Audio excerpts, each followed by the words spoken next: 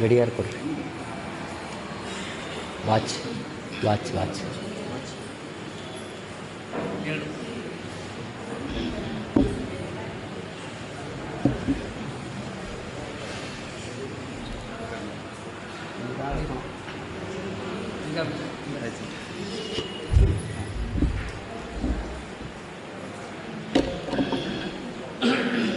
ವ್ಯಾಸಾಯ ಭವನಾಶಾಯ ಶ್ರೀಶಾಯ ಗುಣರಾಶಯೇ ಹೃದ್ಯಾಯ ಶುದ್ಧವಿದ್ಯಾಯ ಮಧ್ವಾಯ ಚ ನಮೋ ನಮಃ. ಕರೋತು ಮಮ ಕಲ್ಯಾಣಂ ಹರಿರ್ಹಯಮುಖಾಭಿದಃ ಗುರುಶ್ಚ ಮಧ್ವನಾಮಾ ಮೇ ವರದೋಸ್ತು ನಿರಂತರಂ. ಸಾಧಿತಾ ಕಿಲ ಸತ್ತತ್ವಂ ಬಾಧಿತಾ ಕಿಲ ದುರ್ಮತಂ ಬೋಧಿತಾ ಕಿಲ ಸನ್ಮಾರ್ಗಂ ಮಾಧವಾಖ್ಯೈತಿಂ ಭಜೆ. ಚಿತ್ರೈಪದೈಶ್ಚ ಗಂಭೀರೈಃ ವಾಕ್ಯೈರ್ ಮಾನೀರಖಂಡಿತೈಃ ಗುರುಭಾವಂ ವ್ಯಂಜಯಂತಿ ಭಾತಿ ಶ್ರೀಜಗತೀರ್ಥವಾಕ್. ಮೂಕೋಪಿ ಯತ್ಪ್ರಸಾದೇನ ಮುಕುಂದಶಯನಾಯತೆ ರಾಜರಾಜಾಯತೆ ರಿಕ್ತಃ ರಾಘವೇಂದ್ರಂ ತಮಾಶ್ರಯೇ. ದುರ್ವಾದಿಧ್ವಾಂತರವಯೇ ವೈಷ್ಣವೇಂದೀವರೆಂದವೇ ಶ್ರೀರಾಘವೇಂದ್ರಗುರವೇ ನಮೋ ಅತ್ಯಂತ ದಯಾಲವೇ. ಶ್ರೀಮತೋ ರಾಘವೇಂದ್ರಸ್ಯ ನಮಾಮಿ ಪದಪಂಕಜೇ ಕಾಮಿತಾ ಅಶೇಷಕಲ್ಯಾಣಕಲನಾ ಕಲ್ಪಪಾದಪೌ. ಸಂಸ್ಥಾನರಕ್ಷಣೆ ಶೂರಾನ್ ಪ್ರಸನ್ನಾನ್ ರಾಘವಾರ್ಚನೆ ಪ್ರಣಮಾಮಿ ಗುರೂನ್ ನಿತ್ಯಂ ಪ್ರಸನ್ನಶೂರಮಾಧವಾನ್. ಪೃಥ್ವೀಮಂಡಲಮಧ್ಯಸ್ಥಾಃ ಪೂರ್ಣಬೋಧಮತಾನುಗಾಃ ವೈಷ್ಣವಾಃ ವಿಷ್ಣುಹೃದಯಾಃ ತಾನ್ನಮಸ್ತೆ ಗುರೂನ್ ನಮಃ. ಆಪಾದಮೂಲಿಪರ್ಯಂತಂ ಗುರೂಣಾಂ ಆಕೃತಿಂ ಸ್ಮರೇತ್ ತೇನ ವಿಘ್ನಾಃ ಪ್ರಣಶ್ಯಂತಿ ಸಿದ್ಧ್ಯಂತಿ ಚ ಮನೋರಥಾಃ. ಹರಿ ಓಂ ಹರಿ ಓಂ ಹರಿ ಓಂ.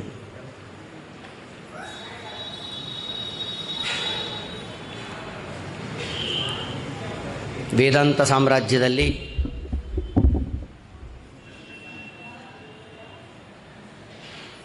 ಸ್ವಲ್ಪ ಸಾಕು ಈಗ ಹತ್ತಿರ ಬರಲಿ. ರಾಘವೇಂದ್ರ ಸ್ವಾಮಿಗಳವರ ಸ್ಥಾನ ಬಹಳ ಎತ್ತರದಲ್ಲಿದೆ. ವೇದಾಂತ ದಿಗ್ವಿಜಯ ಸಿಂಹಾಸನಾಧೀಶರಾಗಿ ಶ್ರೀಮತ್ ಪರಮಹಂಸ ಪರಿವ್ರಾಜಕಾಚಾರ್ಯ ಪದವಾಕ್ಯ ಪ್ರಮಾಣ ಪಾರಾವಾರಪಾರೇಣ ಸರ್ವತಂತ್ರ ಸ್ವತಂತ್ರ ಶ್ರೀಮದ್ ವೈಷ್ಣವ ಸಿದ್ಧಾಂತ ಮತ ಪ್ರತಿಷ್ಠಾಪನಾಚಾರ್ಯ ಜಗದ್ಗುರು ಶ್ರೀಮನ್ಮಧ್ವಾಚಾರ್ಯರ ಮೂಲ ಮಹಾಸಂಸ್ಥಾನದ ಪರಂಪರೆಯಲ್ಲಿ ಪದ್ಮನಾಭತೀರ್ಥರು, ನರಹರಿತೀರ್ಥರು, ಮಾಧವತೀರ್ಥರು, ಅಕ್ಷೋಭ್ಯತೀರ್ಥರು, ಶ್ರೀಮದ್ ಜಗತೀರ್ಥರು, ವಿದ್ಯಾಧಿರಾಜರು, ಕವೀಂದ್ರರು, ವಾಗೀಶರು, ರಾಮಚಂದ್ರರು, ವಿಭದೇಂದ್ರರು, ಜಿತಾಮಿತ್ರರು, ರಘುನಂದನ ತೀರ್ಥರು, ಸುರೇಂದ್ರರು, ವಿಜೇಂದ್ರ ಸ್ವಾಮಿಗಳು, ಸುಧೀಂದ್ರ ತೀರ್ಥರು, ಅವರ ಕಾರ್ಯಕ್ರಮರ ಸಂಜಾತರೆ ಶ್ರೀಮದ್ ರಾಘವೇಂದ್ರ ತೀರ್ಥಗುರು ಸಾರ್ವಭೌಮರು. ಹಂಸನಾಮಕ ಪರಮಾತ್ಮನ ಸಾಕ್ಷಾತ್ ಪರಂಪರೆಯಲ್ಲಿ ವೇದಾಂತ ದಿಗ್ವಿಜಯ ವಿದ್ಯಾ ಸಿಂಹಾಸನಾಧೀಶರಾಗಿ ಶ್ರೀಮದ್ ರಾಘವೇಂದ್ರ ತೀರ್ಥರು ಅಂತ ಪಟ್ಟಾಭಿಷಿಕ್ತರಾದಂಥ ಅತ್ಯಂತ ಪರ್ವಕಾಲ ಇಂದಿನ ದಿನ. ಲೋಕಮಾನ್ಯರಾದ ಕಲಿಯುಗದ ಕಲ್ಪತರು, ಕಾಮಧೇನು, ಚಿಂತಾಮಣಿಗಳೆಂದೇ ಪ್ರಖ್ಯಾತರಾದ ರಾಘವೇಂದ್ರ ತೀರ್ಥಗುರು ಸಾರ್ವಭೌಮರ ವೇದಾಂತ ವಿದ್ಯಾಸಿಂಹಾಸನಾಧೀಶರಾಗಿ ಪಟ್ಟಾಭಿಷಿಕ್ತರಾದಂಥ ಅತ್ಯದ್ಭುತವಾದ ದಿನ ಇವತ್ತು. ಮಹಾಪರ್ವಕಾಲ. ಲೋಕಮಾನ್ಯರಾದ ರಾಘವೇಂದ್ರ ಸ್ವಾಮಿಗಳವರು ಇವತ್ತು ವೇದಾಂತ ಸಾಮ್ರಾಜ್ಯದಲ್ಲಿ ಪಟ್ಟಾಭಿಷಿಕ್ತರಾದಂಥ ದಿನ ಅಂದರೆ ಮಾನವ ಕುಲಕ್ಕೆ ಒಂದು ದೊಡ್ಡ ಹಬ್ಬ ಇವತ್ತು. ಯುಗಾದಿ, ಸಂಕ್ರಾಂತಿ ಮತ್ತು ದೀಪಾವಳಿ ಇತ್ಯಾದಿಗಳು ಹೇಗೆ ಮಾಡ್ತಿರೋ ಹಾಗೆ ಇವತ್ತು ಹಾಗೆ ಮಾಡಬೇಕು. ಯಾಕೆ? ಕಲಿಯುಗದಲ್ಲಿ ಬರೇ ಮಾಧ್ವರಿಗಲ್ಲ, ಮಾನವ ಕುಲಕ್ಕಲ್ಲ, ಪ್ರಾಣಿಗಳಿಗೂ ಕೂಡ ಆಧಾರರಾಗಿದ್ದಾರೆ ರಾಘವೇಂದ್ರ ಸ್ವಾಮಿ. ಅಂಥ ಮಹಾನುಭಾವರು ಪಟ್ಟಾಭಿಷೇಕದ ದಿವಸ ಅವರ ಲೌಕಿಕ ಪವಾಡಗಳನ್ನು ಕೇಳುವುದಿರಲಿ, ವೇದಾಂತ ವಿದ್ಯಾಸಿಂಹಾಸನಾಧೀಶರು ಅಂದ ಮೇಲೆ ವೇದಾಂತ ವಿದ್ಯಾಸಿಂಹಾಸನಾಧೀಶರಾಗಿ ರಾಘವೇಂದ್ರ ಸ್ವಾಮಿಗಳವರು ಕೊಟ್ಟ ಕೊಡುಗೆ ಏನು ಲೋಕಕ್ಕೆ, ಅದನ್ನು ನಾವು ಗಮನಿಸಬೇಕು. ಅನೌನ್ಸ್ ಮಾಡ್ತಾ ಇರೋದು ವೇದಾಂತ ವಿದ್ಯಾಸಿಂಹಾಸನಾಧೀಶರಾದ ಶ್ರೀಮದ್ ರಾಘವೇಂದ್ರ ತೀರ್ಥ ಗುರು ಸಾರ್ವಭೌಮರ ಪಟ್ಟಾಭಿಷೇಕದ ದಿನ ಅಂತಂದಮೇಲೆ ವೇದಾಂತ ಸಾಮ್ರಾಜ್ಯದಲ್ಲಿ ರಾಘವೇಂದ್ರ ಸ್ವಾಮಿಗಳವರ ಸ್ಥಾನ ಎಂಥದ್ದು, ನಾವು ಅದನ್ನು ಅನುಸಂಧಾನ ಮಾಡಬೇಕು. ಸಾಮಾನ್ಯವಾಗಿ ಸೀಕರಣಿಯಲ್ಲಿ ಬಿದ್ದ ಮಗುವನ್ನು ಬದುಕಿಸಿದರು, ಅಮೇಧ್ಯವನ್ನು ತಂದು ಇಟ್ಟಂಥ ಪದಾರ್ಥವನ್ನು ತೀರ್ಥಪ್ರೋಕ್ಷಣ ಮಾಡಿ ಫಲಗಳನ್ನು ಮಾಡಿದ್ರು, ಇದೆಲ್ಲ ಪವಾಡಗಳು. ಆದರೆ ಅವರ ಪವಾಡವನ್ನು ವೇದಾಂತ ಸಾಮ್ರಾಜ್ಯದಲ್ಲಿ ನೋಡಬೇಕು ರಾಯರದು. ಇವತ್ತು ಕನ್ನಡದಲ್ಲಿ ಒಂದು ಗಾದೆ ಇದೆ, ಆಡು ಮುಟ್ಟದೇ ಇದ್ದ ಸೊಪ್ಪಿಲ್ಲ, ರಾಯರು ಮುಟ್ಟದೇ ಇದ್ದ ಗ್ರಂಥ ಇಲ್ಲ ಅಂತ. ಆಡು ಅಂದರೆ ಗೊತ್ತಾಗತ್ತಲ್ಲ, ಮೇಕೆ ಏನಂತೀರಿ ನೀವು? ಆಡು, ಆಳಲ್ಲ, ಆಡು, ಆಳು ಅಲ್ಲ, ಆಡು. ಆ ಆಡು ಯಾವ ಸೊಪ್ಪು ಕೊಟ್ಟರು ತಿನ್ನತ್ತದೆ. ಹಾಗೆ ಶ್ರೀಮನ್ಮಧ್ವಾಚಾರ್ಯರ ಎಲ್ಲ ಸೊಪ್ಪುಗಳೆಂಬ ಸರ್ವಮೂಲ ಗ್ರಂಥಗಳಿಗೆ ವ್ಯಾಖ್ಯಾನ ಮಾಡಿದ ಮಹಾ ಆಡು ನಮ್ಮ ರಾಘವೇಂದ್ರ ತೀರ್ಥ ಶ್ರೀಪಾದಂಗಳವರು, ಗುರುಸಾರ್ವಭೌಮರು. ಆದ್ದರಿಂದ ಮೊದಲಿನಿಂದ ಬರೋಣ, ರಾಘವೇಂದ್ರ ಸ್ವಾಮಿಗಳವರು ಮಾಡಿದ ಗ್ರಂಥಗಳ ಲಿಸ್ಟ್ ಬಗ್ಗೆ ಸ್ವಲ್ಪ ಅನುಸಂಧಾನ ಮಾಡೋಣ. ಈ ಧಾರಾವಾಹಿಯಲ್ಲಿ 6 ದಿವಸ ಇದೆ. ಈ 6 ದಿವಸದಲ್ಲಿ ರಾಘವೇಂದ್ರ ಸ್ವಾಮಿಗಳವರ ಗ್ರಂಥಸ್ಥವಾದ ವಿಷಯ, ಅವರು ಮಾಡಿರುವ ಗ್ರಂಥಗಳ ಲಿಸ್ಟು ಮತ್ತು ವೇದಾಂತ ಸಾಮ್ರಾಜ್ಯದಲ್ಲಿ ಅವರು ಕೊಟ್ಟ ಮಹದೋಪಕಾರ ಏನು ಅನ್ನೋದನ್ನು ಸ್ವಲ್ಪ ಲೌಕಿಕ ಪವಾಡಗಳ ಕಡೆಗೆ ಗಮನವನ್ನು ಕೊಡದೆ ಕೇವಲ ವೇದಾಂತ ವಿದ್ಯಾಸಿಂಹಾಸನಾಧೀಶರಾಗಿ ರಾಘವೇಂದ್ರ ಸ್ವಾಮಿಗಳವರು ಸಮಾಜಕ್ಕೆ, ಸೊಸೈಟಿಗೆ ಕೊಟ್ಟಂಥ ಸಂದೇಶಗಳೇನು ಅನ್ನೋದನ್ನು ರಾಘವೇಂದ್ರ ಸ್ವಾಮಿಗಳವರ ಬಗ್ಗೆ ಅನುಸಂಧಾನ ಮಾಡೋಣ. ಪ್ರಥಮತಃ ಮೊದಲನೇದಾಗಿ ಅನಂತ ವೇದಗಳು, ಅನಂತಾವೈವೇದಾಹ ಅಂತ ಶಾಸ್ತ್ರದಲ್ಲಿ ತಿಳಿಸ್ತಾರೆ. ಸ್ವಾರಸ್ಯ ಏನು ಅಂದರೆ, ಹಂಸನಾಮಕ ಪರಮಾತ್ಮರ ಸಾಕ್ಷಾತ್ ಪರಂಪರೆಯಲ್ಲಿ ಪ್ರಾಪ್ತರಾದ ಶ್ರೀಮದಾಚಾರ್ಯರು, ಶ್ರೀಮದಾಚಾರ್ಯರ ಸಾಕ್ಷಾತ್ ಶಿಷ್ಯರು ಶ್ರೀಮನ್ ಮಾಧವತೀರ್ಥರು, ಶ್ರೀಮನ್ ಮಾಧವತೀರ್ಥರಿಗೂ ರಾಘವೇಂದ್ರ ಸ್ವಾಮಿಗಳವರಿಗೂ ಬಹಳ ಅವಿನಾಭಾವ ಸಂಬಂಧ. ಶ್ರೀಮನ್ ಮಾಧವತೀರ್ಥರ ಪ್ರೀತಿಯ ಕೂಸು ರಾಘವೇಂದ್ರ ಸ್ವಾಮಿಗಳು. ಶ್ರೀಮನ್ಮಾಧವತೀರ್ಥರ ಸೇವೆಯನ್ನು ಮಾಡಿದ ವೇದಾಂತ ಸಾಮ್ರಾಜ್ಯದಲ್ಲಿ ಬಂದ ಅನೇಕ ಯತಿವರೆಣ್ಯರ ಗುಂಪಿನಲ್ಲಿ ರಾಘವೇಂದ್ರ ಸ್ವಾಮಿಗಳವರದು ಅಗ್ರಸ್ಥಾನ. ಸ್ವಾರಸ್ಯ ಗಮನಿಸಬೇಕು. ವೇದಗಳು ಅನಂತ. ಆ ಅನಂತವಾದ ವೇದಗಳನ್ನು ಪರಮಾತ್ಮ ಅವಾಂತರ ವೇದಗಳನ್ನಾಗಿ ವಿಭಾಗಗೈಸಿದ ವೇದವ್ಯಾಸ ರೂಪದಿಂದ.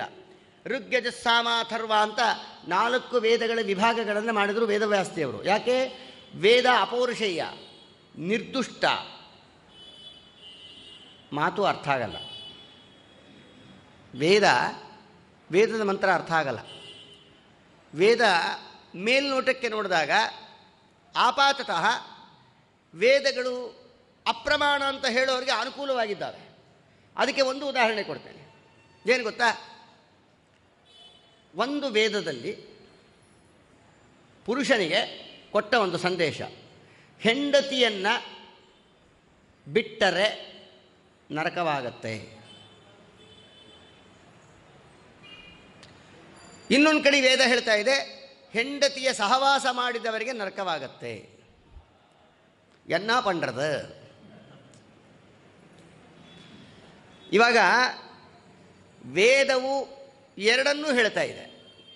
ಹೆಂಡತಿಯನ್ನು ಬಿಟ್ಟವರಿಗೆ ನರಕ, ಹೆಂಡತಿಯ ಸಹವಾಸ ಮಾಡಿದವರಿಗೆ ನರಕ. ಇದರಲ್ಲಿ ತುಂಬ ಶಕ್ಯ.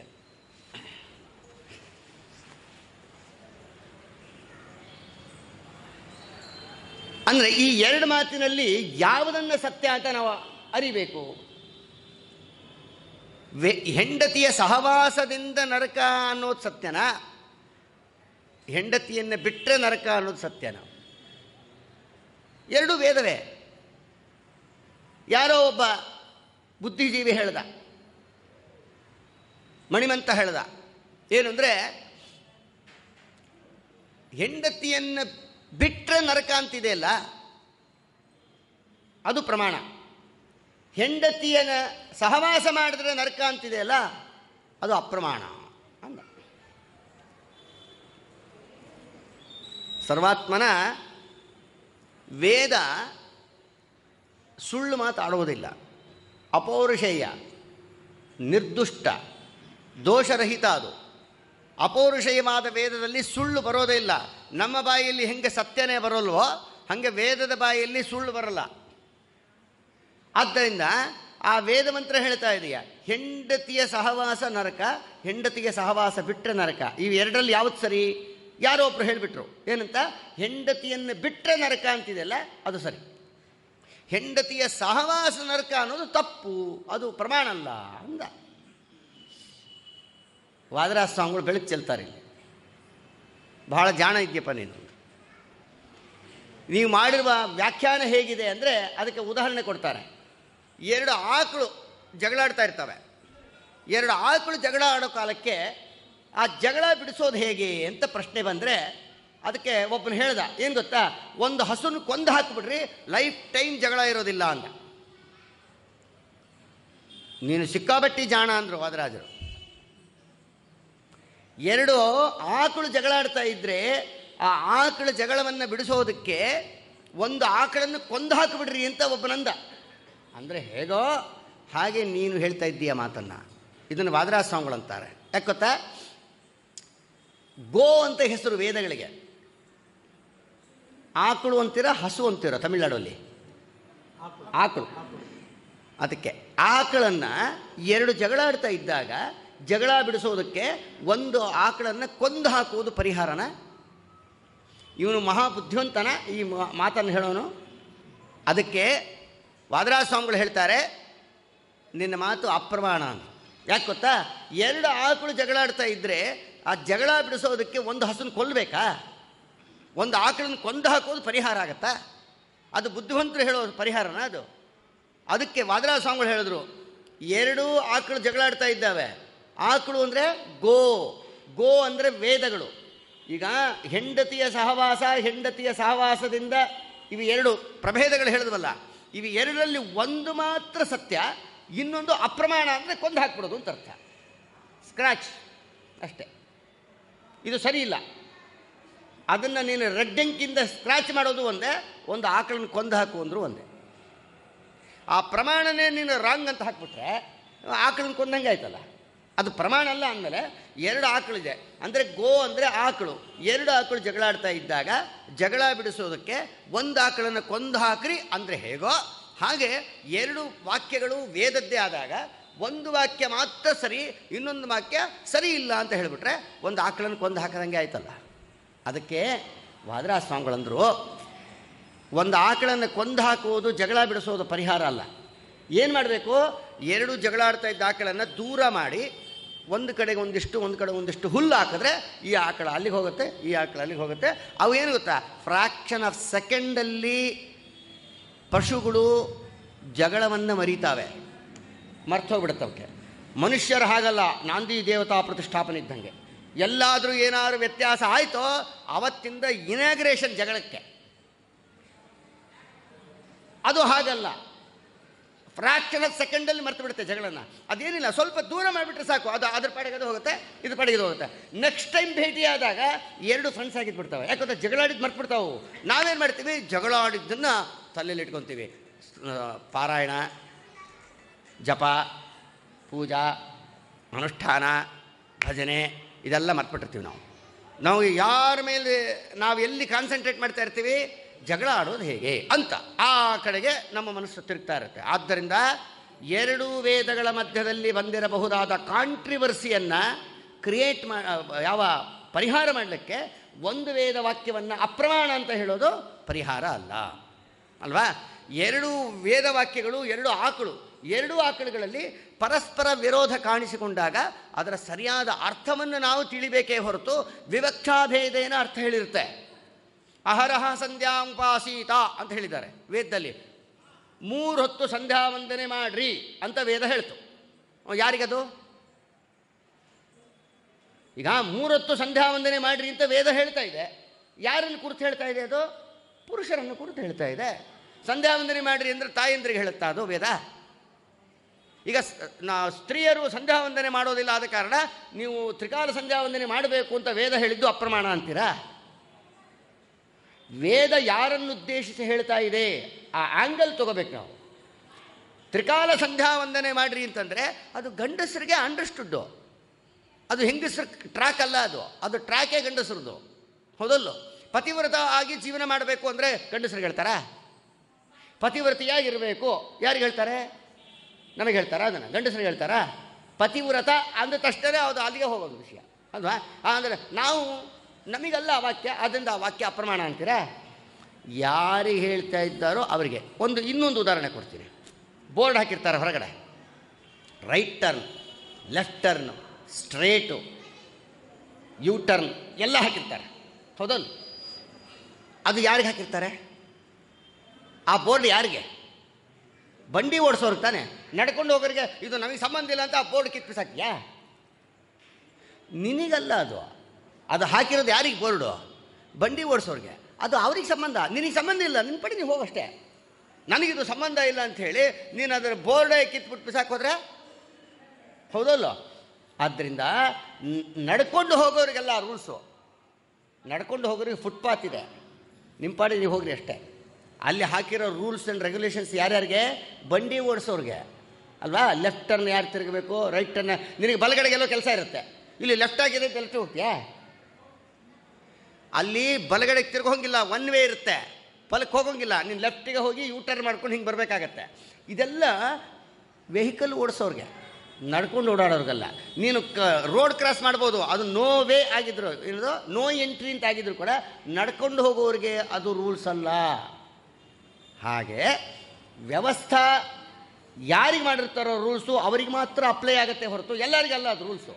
ಈಗ ಕಾಮನ್ ರೂಲ್ಸ್ ಬೇರೆ ಇರ್ತವೆ, ಆದರೆ ಪರ್ಟಿಕ್ಯುಲರ್ ಇಂಥವ್ರಿಗೆ ಅಂತ ರೂಲ್ಸ್ ಕೆಲವು ಇರ್ತವೆ, ಆ ರೂಲ್ಸ್ ಅವರಿಗೇ ಅಪ್ಲೈ ಆಗುತ್ತೆ ಹೊರತು ಎಲ್ಲರಿಗಲ್ಲ. ಹಾಗೆ ಹೆಂಡತಿಯ ಸಹವಾಸದಿಂದ ನರಕ, ಹೆಂಡತಿಯನ್ನು ಬಿಟ್ಟರೆ ನರಕ ಅಂದರು. ಹೆಂಡತಿಯನ್ನು ಬಿಟ್ಟರೆ ನರಕ ಅಂತ ಹೇಳಿದ್ದು ಯಾರಿಗೆ ಗೊತ್ತಾ? ಮಹಾಭಾರತ ಶಾಂತಿ ಅನುಶಾಸನಾದಿ ಪರ್ವಗಳಲ್ಲಿ ತಿಳಿಸ್ತಾರೆ. ಮದುವೆ ಮಾಡಿಕೊಂಡ ಮೇಲೆ ಹೆಂಡತಿ, ಮಕ್ಕಳು, ಸಂಸಾರ, ಅವರ ಸಂರಕ್ಷಣೆ ಗಂಡನ ಕರ್ತವ್ಯ. ನಡುನೀರಿನಲ್ಲಿ ಹೆಂಡತಿ ಮಕ್ಕಳನ್ನು ಬಿಟ್ಟು ಓಡ್ ಹೋಗೋದಿದೆಯಲ್ಲ, ಇದು ನರಕಕ್ಕೆ ಹಾದಿ. ಇದು ಹೇಳಿದ್ದು ಗೃಹಸ್ಥಾಶ್ರಮಿಗಳಿಗೆ, ಇದು ಪ್ರಮಾಣವೇ. ಹೆಂಡತಿಯ ಸಹವಾಸದಿಂದ ನರಕ ಅಂದಿದ್ದು ಯಾರಿಗೆ ಗೊತ್ತಾ? ಗೃಹಸ್ಥಾಶ್ರಮಿಗಳಿಗಲ್ಲ, ಸನ್ಯಾಸಿಗಳಿಗೆ. ಮದುವೆ ಆಗಿರುತ್ತೆ, ಮಕ್ಕಳಾಗಿರ್ತಾವೆ, ಅನೇಕ ವರ್ಷ ಸಂಸಾರ ಮಾಡಿರ್ತಾರೆ. ಭಗವಂತನ ಆಜ್ಞಾನುಸಾರ ಭಗವಂತನ ಬ್ರಹ್ಮದೇವರ, ಶ್ರೀಮದಾಚಾರ್ಯರ, ರಾಘವೇಂದ್ರ ಸ್ವಾಮಿಗಳಂಥ ಮಹಾನುಭಾವರ ಕರುಣೆಯಿಂದ ಸನ್ಯಾಸಿಗಳಾಗ್ಬಿಡ್ತಾರೆ. ಸನ್ಯಾಸಿಗಳಾದ ಮೇಲೆ ಹೆಂಡತಿಯ ಸಹವಾಸ ಮಾಡಿದವರಿಗೆ ನರಕ, ಅದು ಸನ್ಯಾಸಿಗಳಿಗೆ ಹೇಳಿದ್ದು. ಅಂದಮೇಲೆ ಅದು ಪ್ರಮಾಣ, ಇದು ಪ್ರಮಾಣ ಅಲ್ಲ, ಇದು ಪ್ರಮಾಣ, ಅದು ಪ್ರಮಾಣ ಅಲ್ಲ ಅಂತ ಮಾತೇ ಆಡಬಾರ್ದು. ವಿವಕ್ಷಾಭೇದ ಹೇಳಿರ್ತಾರೆ. ಯಾರನ್ನು ಉದ್ದೇಶಿಸಿ ಹೇಳಿದ್ದಾರೆ ಅನ್ನೋದು ತಿಳ್ಕೋಬೇಕಾದ್ದು ನಮ್ಮ ಕಾಮನ್ ಸೆನ್ಸ್. ಅದು ನಾವು ಸರಿಯಾಗಿ ತಿಳ್ಕೋಬೇಕು. ಆದ್ದರಿಂದ ಹೆಂಡತಿಯ ಸಹವಾಸದಿಂದ ನರಕ ಅಂತ ಹೇಳಿದ್ದು ಸನ್ಯಾಸಿಗಳಿಗೆ. ನೀನು ಸ್ವಾಮಿಗಳಾಗೋ ತನಕ ನೀನು ಗೃಹಸ್ಥಾಶ್ರಮಿ ಆಗಿದ್ದೀಯ, ಸ್ವಾಮಿಗಳಾಗೇ ಆಯಿತು. ನಂತರ ಮತ್ತೆ ಸ್ಟೆಪ್ ರಿವರ್ಸ್ ಗೇರ್ ಇಡಬೇಡ, ವಾಪಸ್ ಹೋಗಬೇಡ ಗೃಹಸ್ಥಾಶ್ರಮಕ್ಕೆ ಅನ್ನುವ ಅಭಿಪ್ರಾಯದಲ್ಲಿ ಸ್ಪಷ್ಟವಾಗಿ ತಿಳಿಸ್ತಾರೆ. ಆದ್ದರಿಂದ ಎರಡೂ ವೇದ ವಾಕ್ಯಗಳೆಂಬ ಆಕಳುಗಳಿಗೆ ಜಗಳ ಬಂದಾಗ ಅದಕ್ಕೆ ಇದರ ಅರ್ಥನೇ ಬೇರೆ, ಇದರ ಅರ್ಥನೇ ಬೇರೆ. ಎರಡೂ ಹಸುಗಳನ್ನು ದೂರ ಮಾಡಿಬಿಟ್ರೆ ಜಗಳ ತಪ್ಪೋಗುತ್ತೆ. ಆದ್ದರಿಂದ ಇಲ್ಲಿ ಎರಡು ಆಕಳಂತೆ ಇರ್ತಕ್ಕ ಎರಡು ವೇದ ವಾಕ್ಯಗಳ ಅರ್ಥವನ್ನು ಇದರ ಅರ್ಥ ಬೇರೆ, ಇದರ ಅರ್ಥ ಬೇರೆ ಅಂತ ಸರಿಯಾಗಿ ವ್ಯವಸ್ಥೆ ಮಾಡಿಬಿಟ್ರೆ ಇದೂ ಪ್ರಮಾಣ, ಅದು ಪ್ರಮಾಣ ಆಗುತ್ತೆ. ಆದ್ದರಿಂದ ವೇದಗಳಿಗೆ ಅಪ್ರಾಮಾಣ್ಯವಾದಿಗಳು ಅಂತ ಯಾರಿದ್ದಾರೋ ಅವರು ಹೇಳುವ ಮಾತು ಅತ್ಯಂತ ಅಪ್ರಮಾಣ ಅಂತ ರಾಘವೇಂದ್ರ ಸ್ವಾಮಿಗಳು ಗ್ರಂಥದಲ್ಲಿ ತಿಳಿಸ್ಕೊಡ್ತಾರೆ. ಇಷ್ಟು ಇಂಟ್ರಡಕ್ಷನ್ ಕೊಟ್ಟಿದ್ದಾತಕ್ಕೆ ಅಂದರೆ ಮೊದಲು ವೇದದ ವಿಷಯಕ್ಕೆ ಇನ್ನೂ ಬಂದಿದ್ದು. ವೇದಗಳು ಮಾತರ್ಥ ಆಗೋದಿಲ್ಲ. ಇದೊಂದು ಉದಾಹರಣೆ ಕೊಟ್ವಿ, ಇನ್ನೊಂದು ಉದಾಹರಣೆ ಕೊಡ್ತೀನಿ. ರಾಘವೇಂದ್ರ ಸ್ವಾಮಿಗಳು ಚೆಲ್ಲಿರುವ ಬೆಳಕು ಗಮನಿಸ್ಬೇಕು ನಾವು. ನತತ್ರ ಚಕ್ಷುರ್ಗಚ್ಚತಿ ನವಾಗಚ್ಚತಿ ನೋ ಮನಃ. ತಲವಕಾರ ಉಪನಿಷತ್ತು ಅಂತ, ಕೇನೋಪನಿಷತ್ತು ಅಂತ ಕರೀತಾರೆ. ಅದು ಬ್ರಹ್ಮದೇವರ ಮಹಾರುದ್ರದೇವರ ಸಂವಾದ ರೂಪವಾದ ಗ್ರಂಥ ಉಪನಿಷತ್ತು. ಬ್ರಹ್ಮದೇವರಿಗೆ ರುದ್ರದೇವರು ಪ್ರಶ್ನೆಗಳನ್ನು ಮಾಡ್ತಾರೆ, ಅದಕ್ಕೆ ಬ್ರಹ್ಮದೇವರು ಉತ್ತರ ಕೊಡ್ತಾ ಹೋಗ್ತಾರೆ. ಏನೇನು ಡೌಟ್ಸ್ ಇದೆಯೋ ಡೌಟ್ಸು ರುದ್ರದೇವರಿಗಲ್ಲ, ನಮಗೆ. ನಮ್ಮಗಳ ಪ್ರತಿನಿಧಿಯಾಗಿ ಮಹಾರುದ್ರದೇವರು ಬ್ರಹ್ಮದೇವರನ್ನು ಪ್ರಶ್ನೆ ಮಾಡ್ತಾರೆ. ಅಲ್ಲಿ ರಾಘವೇಂದ್ರ ಸ್ವಾಮಿಗಳು ಇಂಟ್ರಡಕ್ಷನ್ ತಿಳಿಸ್ತಾರೆ. ಇದೆಲ್ಲ ರುದ್ರದೇವರಿಗೆ ಗೊತ್ತಿಲ್ಲದೇ ಇದ್ದ ಪ್ರಶ್ನೆ ಅಲ್ಲ, ಗೊತ್ತಿದೆ, ಆದರೆ ದಾರಿಡ್ಯಕ್ಕೋಸ್ಕರವಾಗಿ ಪರ್ಫೆಕ್ಷನ್ಗೋಸ್ಕರ ಇನ್ನೊಂದು ಸರಿ ಕೇಳಿದ್ರು. ಗೊತ್ತಿರುತ್ತೆ ನಮಗೆ, ದುಡ್ಡು ಕೌಂಟ್ ಮಾಡ್ತಾ ಇರ್ತೀವಿ, ಕೌಂಟ್ ಹಾಕಿರ್ತಾರೆ, ಬ್ಯಾಂಕ್ನವರಲ್ಲೇ ಕೂತಿದ್ದಾರೆ, ಎಷ್ಟಿದೆ 1 ಲ್ಯಾಕ್ ಇದೆ, ಎಣಿಸಿದ್ದೀರಾ? ಈಗ ಸರಿ 3 ಸರಿ ಎಣಿಸಿರ್ತಾರೆ, ಬ್ಯಾಂಕ್ನವ್ರು ಒಂದೇ ಸರಿ ಎಣಿಸಲ್ಲ, ಹಿಂಗೆ ತಿರುಗಿಸಿ ಹಿಂಗೆ ಎಣಿಸ್ತಾರೆ, ಹಿಂಗೆ ತಿರುಗಿಸಿ ಹಿಂಗೆ ಎಣಿಸ್ತಾರೆ. ಹೌದಾ? ಒಂದೇ ಸರಿ ಎಣಿಸ್ತೀರಾ ದುಡ್ಡನ್ನ?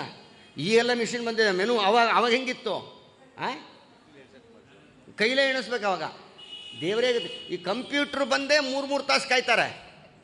ಅವಾಗೆಲ್ಲ ನಿಜವಾಗಲೂ ಇವರೆಲ್ಲ ಹೆಂಗೆ ಮಾಡಿದ್ರಪ್ಪ ನೀವು ಬ್ಯಾಂಕಲ್ಲಿ? ಅವಾಗ ಬಡ ಬಡ ಬಡ ಬಡ ಬಡ ಬಡ ಎಣಿಸೋದು, ನಮಗೆ ನೋಡ್ಲಿಕ್ಕಾಗಲ್ಲ, ಅಷ್ಟು ಸ್ಪೀಡ್ ಎಣಿಸ್ತಾ ಇರ್ತಾರೆ ಅಂತಂದು. ಯಾಕೆಂದರೆ ಒಂದು ಕೆಲಸ ಪರ್ಫೆಕ್ಷನ್ಗೋಸ್ಕರ ಇನ್ನೊಂದು ಸರಿ ಕಡೆ ಡೌಟ್ ಬರಬಾರ್ದು ಅಂತ ಉದ್ದೇಶ ಅಷ್ಟೇ. ಗೊತ್ತಿರುತ್ತೆ, ಫಸ್ಟ್ ಟೈಮ್ ಎಣಿಸಿದಾಗ ನೀವು 100 ನೋಟ್ ಎಣಿಸ್ಬಿಡ್ತೀರಾ, ಸೆಕೆಂಡ್ ಟೈಮ್ ಮತ್ತೆ ಕನ್ಫರ್ಮ್ ಮಾಡ್ಕೊಳ್ಳೋಕೆ ಎಣಿಸ್ತೀರಾ, ಅದಾದಮೇಲೆ ಇನ್ನೊಂದು ಸರಿ ಎಣಿಸ್ಬೋಣ ಅಂತ ಮತ್ತೆ ಇನ್ನೊಂದು ಸರಿ 3ನೇ ಸರಿ ಎಣಿಸ್ತೀರಾ. ಅಂದರೆ ಅರ್ಥ ಏನು? ನಿಮಗೆ ಗೊತ್ತಿಲ್ಲ ಅಂತಲ್ಲ, ಗೊತ್ತಿದೆ, ಗೊತ್ತಿದ್ದು ಮತ್ತೆ ಎಣಿಸ್ತಾ ಇರೋದು. ಅದಕ್ಕೆ ಅಂದರೆ ಇದು ಪರ್ಫೆಕ್ಟಾಗಿ 100 ನೋಟ್ಸ್ ಇದೆ ಅಂತ ಫಸ್ಟ್ ಟೈಮೇ ನಿಮಗೆ ಗೊತ್ತಿರುತ್ತೆ, ಸೆಕೆಂಡ್ ಟೈಮಿಗೆ ಮಾಡ್ತೀರಾ, ಥರ್ಡ್ ಟೈಮ್ ಪರ್ಫೆಕ್ಟಾಗಿ ಮಾಡಿಬಿಡ್ತೀರಾ. ಹಾಗೆ ಇಲ್ಲಿ 3 ಸರಿ ಕೇಳ್ತಾರೆ. ಯಾರೋ ಮಹಾರುದ್ರದೇವರು ನನಗೆ ಗೊತ್ತಿದ್ದು ಕೂಡ ಕೇಳ್ತಾ ಇರೋದು. ಯಾತಕ್ಕೆ ಅಂದರೆ ಪರ್ಫೆಕ್ಷನ್ಗೋಸ್ಕರ ಒಂದು, ಎರಡನೇದು ಜನಗಳಿಗೋಸ್ಕರ, ಲೋಕಕ್ಕೆ ಉದ್ಧಾರ ಆಗಬೇಕು, ಲೋಕದಲ್ಲಿದ್ದ ಸಜ್ಜನರು ಈ ತತ್ವವನ್ನು ತಿಳಿಬೇಕು ಅನ್ನೋ ಉದ್ದೇಶಕ್ಕೋಸ್ಕರ ಆ ಲೋಕದ ಉಪಕಾರಕ್ಕೆ ಉದ್ದೇಶ ಇಟ್ಟುಕೊಂಡು ಅಲ್ಲಿ ಪುನಃ ಪ್ರಶ್ನೆ ಮಾಡ್ತಾರೆ ಮಹಾರುದ್ರದೇವರು. ಅದಕ್ಕೆ ಆ ಪ್ರಶ್ನೆಗಳಿಗೆ ಬ್ರಹ್ಮದೇವರು ಉತ್ತರ ಕೊಡ್ತಾರೆ. ಆ ಉತ್ತರ ಕೊಡುವ ಜಾಗದಲ್ಲಿ ನ ತತ್ರ ಚಕ್ಷುರ್ಗಚ್ಚತಿ ನವಾ ಗಚ್ಚತಿ ನೋ ಮನಃ ಅನೇಕ ಮಂತ್ರಗಳಿದ್ದಾವೆ. ಏನು ಗೊತ್ತಾ? ಕಣ್ಣು ಪರಮಾತ್ಮನನ್ನು ತಿಳಿದಿಲ್ಲ, ಬಾಯಿ ಪರಮಾತ್ಮನ ತಿಳಿದಿಲ್ಲ, ಕಿವಿ ಪರಮಾತ್ಮನ ತಿಳಿದಿಲ್ಲ, ಕೈಕಾಲುಗಳು ಪರಮಾತ್ಮನ ತಿಳಿದಿಲ್ಲ, ಮನಸ್ಸು ಪರಮಾತ್ಮನನ್ನು ತಿಳಿದಿಲ್ಲ, ಎಲ್ಲ ಹೇಳ್ತಾ ಹೋಗ್ತಾರೆ. ಆಪೋ ಅಬ್ರವನ್, ನೀರು ಮಾತನಾಡಿತು, ಓಷಧಯ ಸಂಬದಂತೆ ಮರ ಮಾತನಾಡಿತು, ಇವೆಲ್ಲ ವೇದ ಹೇಳ್ತಾ ಇದೆ. ನಮಗೆ ಅನುಭವಕ್ಕಿದೆಯಾ ಇದು? ಮರ ಮಾತಾಡುತ್ತಾ? ಟ್ರೀ ಮಾತಾಡುತ್ತಾ? ಮನುಷ್ಯರೇ ಸ್ಪಷ್ಟವಾಗಿ ಮಾತಾಡಿದ್ರೆ ಸಾಕಾಗಿದೆ. ನೀರು ಮಾತಾಡುತ್ತಾ? ಆಪೋ ಅಬ್ರವನ್, ನೀರು ಮಾತನಾಡಿತು ಅಂದರು. ಮರ ಮಾತನಾಡಿತು. ಓಷಧಯ ಸಂವದಂತೆ, ಓಷಧಯ 2 ಮರಗಳು ಪರಸ್ಪರ ಮಾತಾಡ್ಕೊಂಡು ಬಂತೆ. ಏನು ಈ ಮಾತಿಗೆ ಅರ್ಥ ಆದರೆ? ಅದು ಪ್ರಮಾಣವೋ ಅಪ್ರಮಾಣವೋ? ವೇದ ಪ್ರಮಾಣವೋ ಅಪ್ರಮಾಣವೋ? ಅದಕ್ಕೆ ರಾಘವೇಂದ್ರ ಸ್ವಾಮಿಗಳು ಬೆಳಕು ಚೆಲ್ಲಿದರು. ಅದಕ್ಕೆ ಅರ್ಥನೇ ಬೇರೆ ಇದೆಪ್ಪ. ನೀರು ಮಾತನಾಡಿತು ಅಂದರೆ ಏನು? ತದ ಅಭಿಮಾನನ್ನಯನ್ಯಾಯೇನ, ಬ್ರಹ್ಮಸೂತ್ರ ಭಾಷ್ಯದಲ್ಲಿ ಅದಕ್ಕೊಂದು ಸೂತ್ರವೇ ಹೊರಟಿದೆ. ಯಾವ ನೀರು ಮಾತನಾಡಿತು ಅಂದರೆ ತದ ಅಭಿಮಾನಿ, ನೀರಿಗೆ ಅಭಿಮಾನಿ ಯಾರು? ವರುಣದೇವರು. ನೀರು ಮಾತನಾಡಿತು ಅನ್ನೋ ವೇದ ಮಂತ್ರಕ್ಕೆ ಅರ್ಥ ಏನು ಗೊತ್ತಾ? ವರುಣವು ವಾಚ, ವರುಣದೇವರು ಮಾತನಾಡಿದರು ಅಂತ ಅರ್ಥ. ಅದು ರಾಯರು ಬೆಳಕು ಚೆಲ್ತಾರೆ, ವೇದಕ್ಕೆ ವ್ಯಾಖ್ಯಾನ ಮಾಡ್ತಾರೆ. ಆದ್ದರಿಂದ ವರುಣದೇವರು ಮಾತನಾಡಿದ್ರು. ಕಣ್ಣು ಪರಮಾತ್ಮನನ್ನು ತಿಳಿದಿಲ್ಲ ಅಂದರೆ ಕಣ್ಣಿಗೆ ಅಭಿಮಾನಿ ಯಾರು? ಚಕ್ಷುರಾಭಿಮಾನಿನೇ ಸೂರ್ಯಾಯ ನಮಃ.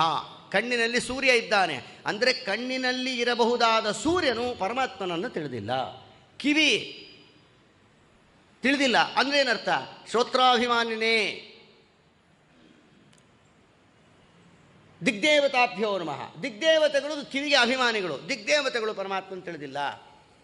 ಕೈಕಾಲುಗಳು ಪರಮಾತ್ಮನ ತಿಳಿದಿಲ್ಲ. ಅರ್ಥಾತ್ ಅಭಿಮಾನಿಗಳು ಯಾರಿದ್ದಾರೋ ಆ ದೇವತೆಗಳು ಪರಮಾತ್ಮನನ್ನು ಪರಿಪೂರ್ಣ ತಿಳಿದಿಲ್ಲ ಅನ್ನೋ ಅಭಿಪ್ರಾಯದಲ್ಲಿ ವೇದ ಮಂತ್ರ ಹೇಳ್ತಾ ಇದೆ.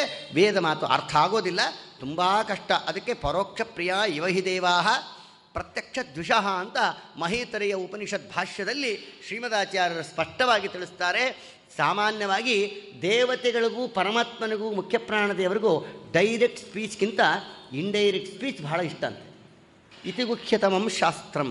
ಯಾಕೆಂದರೆ ಪಿನ್ ಇದೆಯಲ್ಲ, ಅದನ್ನು ವಾಟ್ಸಪ್ಪಲ್ಲಿ ಹಾಕ್ತೀರಾ, ಗ್ರೂಪಲ್ಲಿ ಹಾಕ್ತೀರಾ, ನಿಮ್ಮ pin code, debit card pin ಇದೆಯಲ್ಲ, ಅದನ್ನು ನೀವು ವಾಟ್ಸಪ್ಪಲ್ಲಿ ಹಾಕ್ತೀರಾ, ಫೇಸ್ಬುಕ್ ಹಾಕ್ತೀರಾ, ಯೂಟ್ಯೂಬ್ ಹಾಕ್ತೀರಾ, ಅಥವಾ ಮಠದಲ್ಲಿ ಪ್ರೋಗ್ರಾಮ್ದಾಗ ಅನೌನ್ಸ್ ಮಾಡ್ತೀರಾ, ನಮ್ಮದು ಪಿನ್ ಕೋಡ್ ಎಲ್ಲರೂ ನೋಟ್ ಮಾಡ್ಕೊಳ್ರಿ ಅಂತ ಹೇಳ್ತೀರಾ. ಪಿನ್ ಅಂದರೆ ಏನದು? ಅದು ಸೀಕ್ರೆಟ್ ಕೋಡ್ ಅಂತಲೇ ಅರ್ಥ, ಹೌದಲ್ಲೋ? ಹಾಗೆ ಸೀಕ್ರೆಟ್ ಕೋಡ್ ದೇವತೆಗಳಿಗಿರ್ತವೆ. ಆ ದೇವತೆಗಳಿಗೆ ಮಾತ್ರ ಅರ್ಥ ಆಗುತ್ತೆ. ಅವರನ್ನು ಅನುಸರಣೆ ಮಾಡತಕ್ಕ ಸಜ್ಜನರಿಗೆ ಆ ಪಿನ್ ಕೋಡು ಅವರು ಪರ್ಸ್ನಲ್ಲಾಗಿ ಪೋಸ್ಟ್ ಬರುತ್ತೆ ಅವರಿಗೆ. ಅದೆಲ್ಲ ಹೋಲ್ಸೇಲಾಗಿ ಎಲ್ಲರಿಗೂ ಬರೋದಿಲ್ಲ, ಪರ್ಸ್ನಲ್ ಪೋಸ್ಟ್. ಅದು ನಿಮ್ಮ ಅಡ್ರೆಸ್ಸಿಗೆ ಬಂದುಬಿಡುತ್ತೆ, ನೀವು ಬ್ಯಾಂಕಿಗೆ ಬಂದರೂ ಸಿಗಲ್ಲ ಅದು ಅಲ್ವಾ? ಯಾಕೋ ಬ್ಯಾಂಕ್ನವ್ರು ಇರೋದ್ರಿಂದ ಬ್ಯಾಂಕಿಂದೇ ವಿಷಯ ಜಾಸ್ತಿ ಬರ್ತಾ ಇದೆ. ಹೌದಲ್ಲ, ಡೈರೆಕ್ಟಾಗಿ ನಿಮಗೆ ನಿಮ್ಮ ಮನೆಗೆ ಬಂದುಬಿಟ್ರೆ ಅಡ್ರೆಸ್ಸಾಗಿ. ಹಾಗೆ ನಾವು ಮಾಡಿದ್ದು ಅದರ ಭಾಷೆ, ಆ ಪಿನ್ ಕೋಡ್ ಇದೆಯಲ್ಲ, ಪರ್ಟಿಕ್ಯುಲರ್ ಆಗಿ ಪ್ರತ್ಯೇಕವಾಗಿ ಮನೆಗಳಿಗೆ ಪೋಸ್ಟ್ ಕಳಿಸುವಂತೆ ಅವರ ಯೋಗ್ಯತೆಯನ್ನು ತಿಳ್ಕೊಂಡು ನಮಗೆ ದೇವತೆಗಳು ಆ ಪಿನ್ ಕೋಡನ್ನು ಡೈರೆಕ್ಟಾಗಿ ನಮಗೆ ಮಾತ್ರ ಪೋಸ್ಟ್ ಮಾಡ್ತಾರೆ ಅಷ್ಟೇ, ಎಲ್ಲರಿಗೂ ಸಿಗೋದಿಲ್ಲ ಅದು. ಯಾಕೆ? ಶಾಸ್ತ್ರದ ಪಿನ್ ಕೋಡ್ ಏನಿದೆ ಅದನ್ನು ಶಾಸ್ತ್ರ ತಿಳಿಲಿಕ್ಕೆ ಯೋಗ್ಯರು ಅಂತ ಯಾರಿದ್ದಾರೋ ಅವರಿಗೆ ಮಾತ್ರ ಅದು ಪೋಸ್ಟ್ ಬರುತ್ತೆ, ಎಲ್ಲರಿಗೂ ಬರೋದಿಲ್ಲ. ಹೌದಲ್ಲ? ಅದೇ ರೀತಿಯಾಗಿ ವೇದ ಮಂತ್ರದಲ್ಲಿ ಅಭಿಮಾನಿಗಳು ಅಂತ ಯಾರಿದ್ದಾರೋ ದೇವತೆಗಳು, ಆ ದೇವತೆಗಳು ಪರಮಾತ್ಮನನ್ನು ತಿಳಿದಿಲ್ಲ ಅನ್ನೋ ವ್ಯಾಖ್ಯಾನವನ್ನು ರಾಘವೇಂದ್ರ ಸ್ವಾಮಿಗಳು ಕೊಟ್ಟಿದ್ದಾರೆ. ಇಲ್ಲಿ ಪ್ರಕೃತ ಹೇಳಕೊಟ್ಟಾಗ ಪ್ರಸ್ತುತ ವಿಚಾರ ಏನು ಅಂದರೆ, ನಮ್ಮ ಟ್ರ್ಯಾಕ್ ಏನಪ್ಪ ಅಂತ ಪ್ರಶ್ನೆ ಬಂದರೆ, ಋಗ್ಭಾಷ್ಯ ಮತ್ತು ನ್ಯಾಯ ವಿವರಣ, ಕರ್ಮನಿರ್ಣಯ, ಕೆಲವು ಗ್ರಂಥಗಳನ್ನು ನೋಡಿದಾಗ ವೇದ ಮಂತ್ರಗಳಿಗೆ ಹೇಗೆ ಅರ್ಥ ಮಾಡಿಕೊಳ್ಳಬೇಕು ಅಂತ ಶ್ರೀಮನ್ಮಧ್ವಾಚಾರ್ಯರು ತಿಳಿಸಿಕೊಟ್ಟಿದ್ದಾರೆ ನನಗೆ. ಕರ್ಮನಿರ್ಣಯ, ಋಗ್ಭಾಷ್ಯ ಇದು ಮೊದಲಾದವುಗಳು, ಉಪನಿಷತ್ ಭಾಷ್ಯ, ಇವೆಲ್ಲ ವೇದ ಮಂತ್ರಕ್ಕೆ ಅರ್ಥ ಮಾಡಿಕೊಳ್ಳುವ ಕ್ರಮ. ಅದೊಂದು ಟ್ರ್ಯಾಕ್ ಇದೆ, ಆ ಟ್ರ್ಯಾಕಲ್ಲಿ ವೇದ ಮಂತ್ರ ಅರ್ಥ ಮಾಡ್ಕೋಬೇಕು. ಮನಸ್ಸಿಗೆ ಬಂದಂಗೆ ಅರ್ಥ ಆಗಲ್ಲ ಅದು. ಅದಕ್ಕೋಸ್ಕರವಾಗಿ ಅದನ್ನು ತಿಳಿಸಿಕೊಟ್ಟವರು ಮೊದಲು ಮಧ್ವಾಚಾರ್ಯರು. ವೇದ ವಿಭಾಗ ಮಾಡಿಕೊಟ್ಟರು ವೇದವ್ಯಾಸ ದೇವರು. ಅದರ ಅರ್ಥವನ್ನು ಅರ್ಥನಿರ್ಣಯ ಮಾಡಿಕೊಟ್ಟವರು, ಯಥಾರ್ಥವಾದ ಅರ್ಥವನ್ನು ತಿಳಿಸಿಕೊಟ್ಟವರು ಮೊದಲು ಶ್ರೀಮನ್ಮಧ್ವಾಚಾರ್ಯರು. ಶ್ರೀಮನ್ಮಧ್ವಾಚಾರ್ಯರ ಸಾಕ್ಷಾತ್ ಶಿಷ್ಯರು ಪದ್ಮನಾಭತೀರ್ಥರು, ನರಹರಿತೀರ್ಥರು, ಮಾಧವತೀರ್ಥರು, ಅಕ್ಷೋಭ್ಯತೀರ್ಥರು. ಅದರಲ್ಲಿ ಮಾಧವತೀರ್ಥರು ಶ್ರೀಮದಾಚಾರ್ಯರ ವೇದದ ಸೇವೆಯನ್ನು ಮಾಡಿದ ಕ್ರಮವನ್ನು ತಿಳಿಸ್ತಾರೆ. ಶ್ರೀಮನ್ಮಾಧವ ತೀರ್ಥರು 4 ವೇದಗಳಿಗೆ ಭಾಷ್ಯ ರಚನೆ ಮಾಡಿಕೊಟ್ಟರು. ಮಧ್ವಾಚಾರ್ಯರು ವೇದಗಳಿಗೆ ಅರ್ಥವನ್ನು ಮಾಡುವ ಗ್ರಂಥವನ್ನು ರಚನೆ ಮಾಡಿದ ಮೇಲೆ ಆ ಗ್ರಂಥಗಳನ್ನು ವಿಶೇಷವಾಗಿ ರಿಸರ್ಚ್ ಮಾಡಿ ವಿಶೇಷವಾಗಿ ಅಧ್ಯಯನ ಮಾಡಿದಂಥ ಮಾಧವ ತೀರ್ಥರು ಮಧ್ವಾಚಾರ್ಯರ ಕರುಣೆಯಿಂದ ಅವರು ಅಧ್ಯಯನ ಮಾಡಿದ 4 ವೇದಗಳ ಅರ್ಥವನ್ನು ಬರೆಯುವ ಭಾಷ್ಯ ರಚನೆಯನ್ನು ಮಾಡ್ತಾರೆ.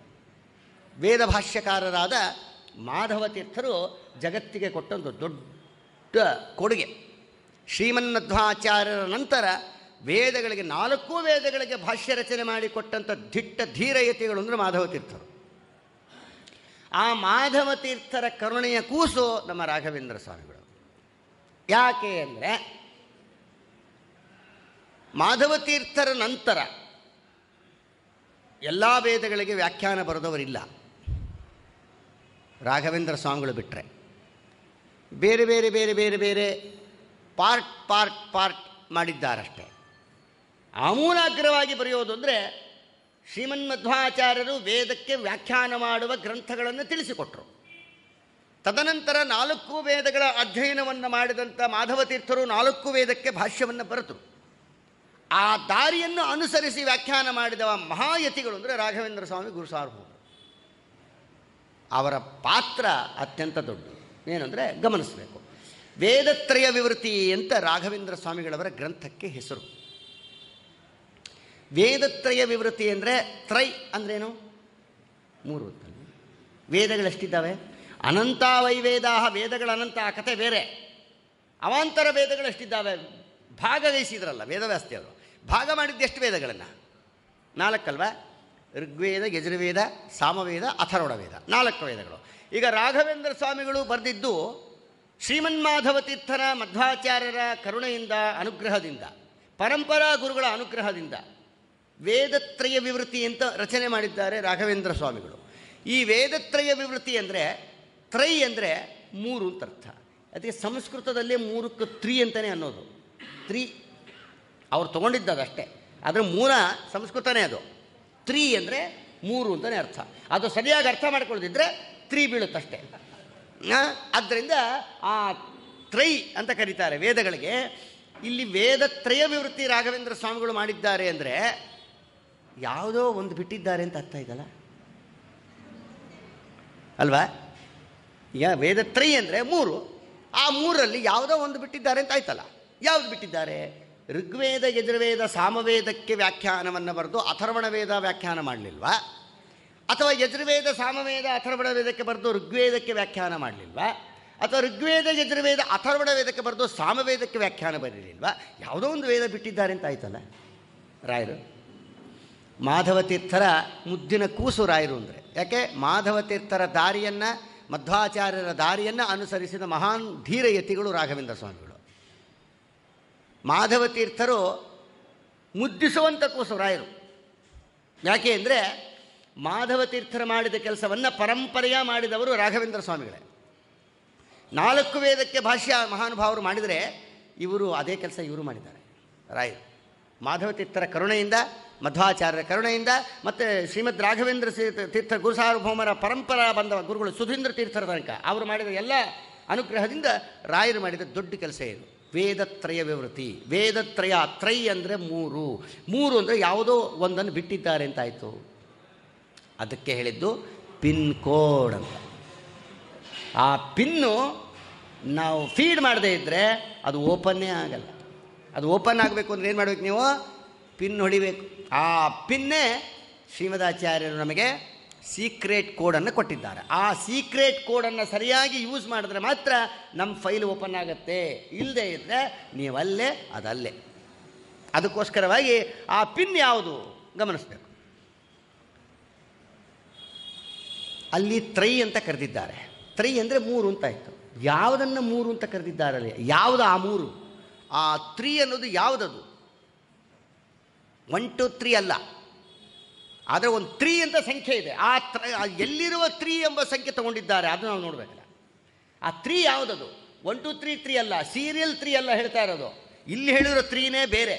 ಅದನ್ನು ಹೇಳಿದ್ದು, ಅದನ್ನು ಸರಿಯಾಗಿ ಅರ್ಥ ಮಾಡ್ಕೊಳ್ತಿದ್ರೆ ನಮಗೆ 3 ಅಂತ. ಅಂದರೆ ಆ 3 ಯಾವುದು ಅಂತ ಪ್ರಶ್ನೆ ಬಂದರೆ ಸ್ವಲ್ಪ ಗಮನಿಸಬೇಕು. ವೇದಗಳೆಷ್ಟು ಅಂತ ಹೇಳಿದ್ವಿ? ಅನಂತ ವೇದಗಳು ಸರಿ. ವಿಭಾಗ ಮಾಡಿದ ವೇದಗಳೆಷ್ಟು? 4 ವೇದಗಳಿಗೂ ವೇದವ್ಯಾಸ ದೇವರು ಶಾಖೆಗಳನ್ನು ವಿಭಾಗ ಮಾಡಿದ್ರು. ಶಾಖೆ ಅಂದರೆ ಬ್ರಾಂಚಸ್. ಶಾಖಾ ಅನ್ನೋದಕ್ಕೆ ಬ್ರಾಂಚ್ ಅಂತ ಹೆಸರು. ಒಂದು ಊರಲ್ಲಿ ಒಂದು ಬ್ಯಾಂಕ್ ಇರಲ್ಲ, ಒಂದೇ ಬ್ಯಾಂಕಿಂದ 10 ಬ್ರಾಂಚ್ ಇರ್ತವೆ, ಹೌದಲ್ಲ? ಇಲ್ಲಿ ವೇದಗಳಲ್ಲಿ ಬ್ರಾಂಚಸ್ ಮಾಡಿದ್ರು ವೇದವ್ಯಾಸ ದೇವರು. ಏನು? ಋಗ್ವೇದಕ್ಕೆ 24 ಬ್ರಾಂಚಸ್ ವೇದಗಳಿಗೆ, 24 ಶಾಖೆಗಳು ಋಗ್ವೇದಕ್ಕೆ.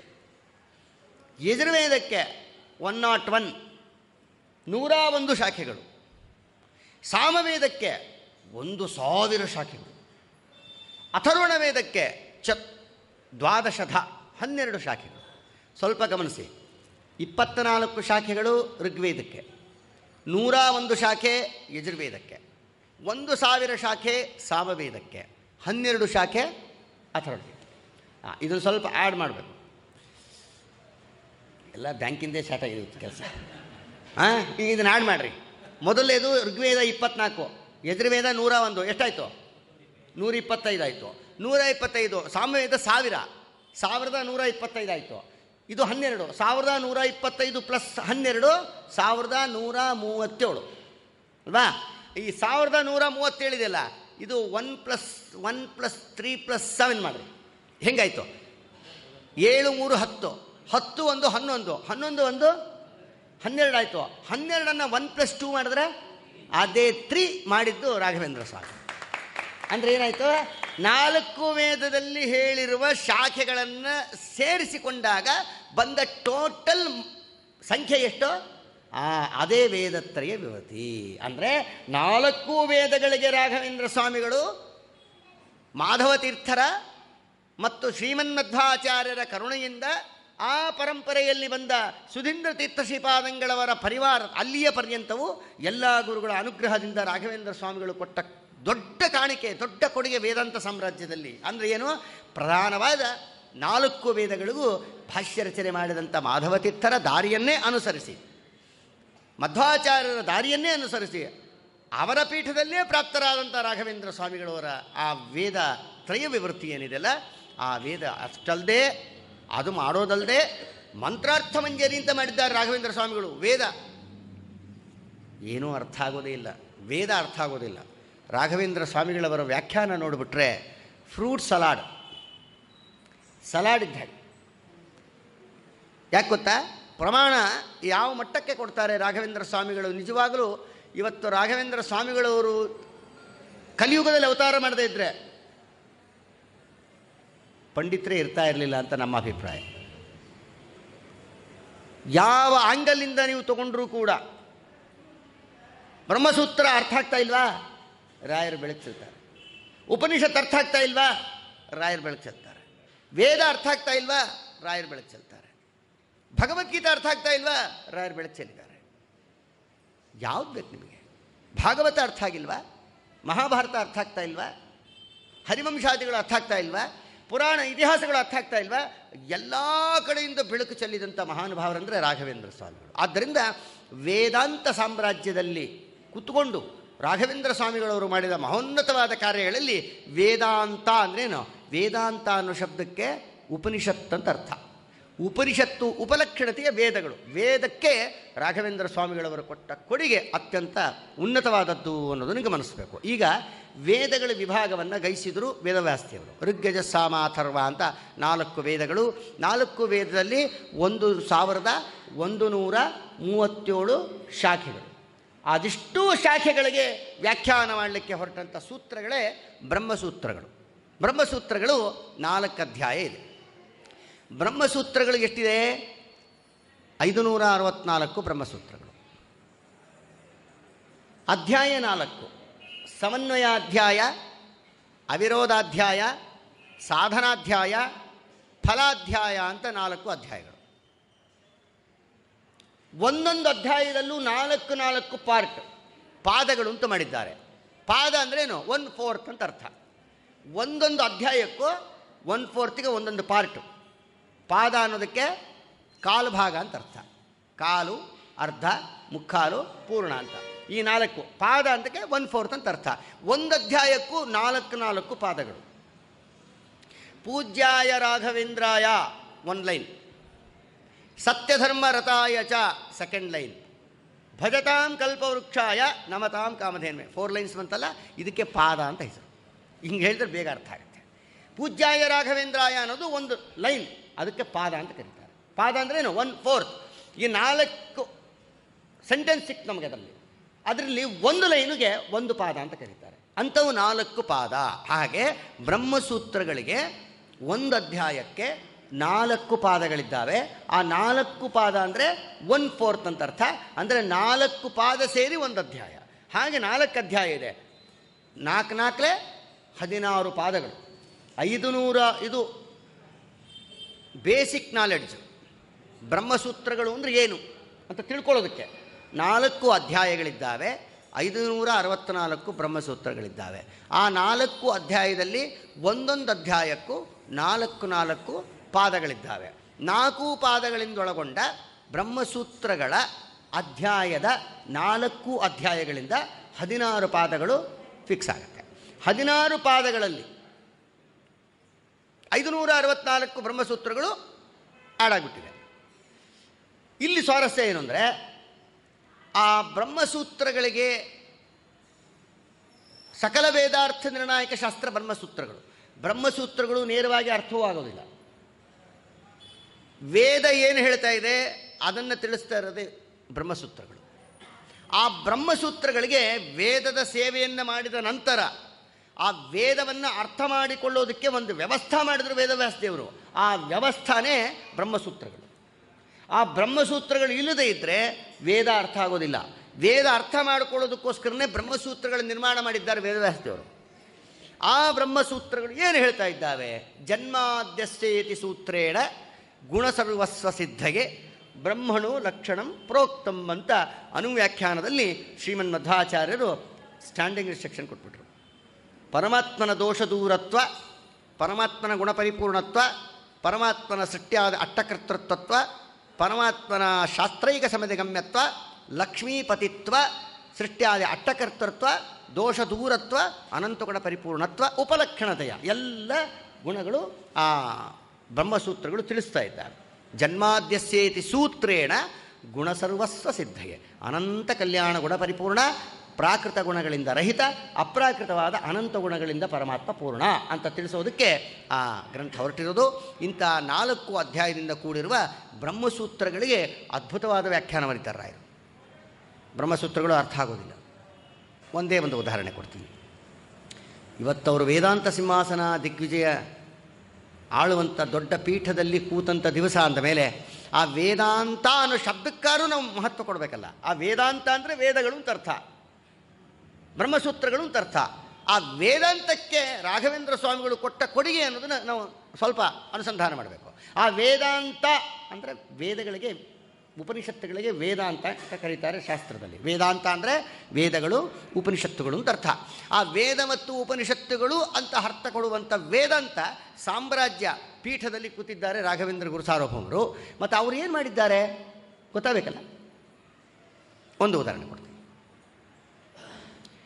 ಓಂ ಓಂ ಅಥಾತೋ ಬ್ರಹ್ಮ ಜಿಜ್ಞಾಸಾ ಓಂ ಅಂತ ಬ್ರಹ್ಮಸೂತ್ರ. ಸ್ವಲ್ಪ ಸುಧಾಪಾಠ ಆಗುತ್ತೆ, ಡ್ರೈ ಅನಿಸಿದ್ರು ಕೂಡ ಪರವಾಗಿಲ್ಲ, ಪುಣ್ಯ ಬರುತ್ತೆ, ಕೇಳ್ರಿ ಅಷ್ಟು.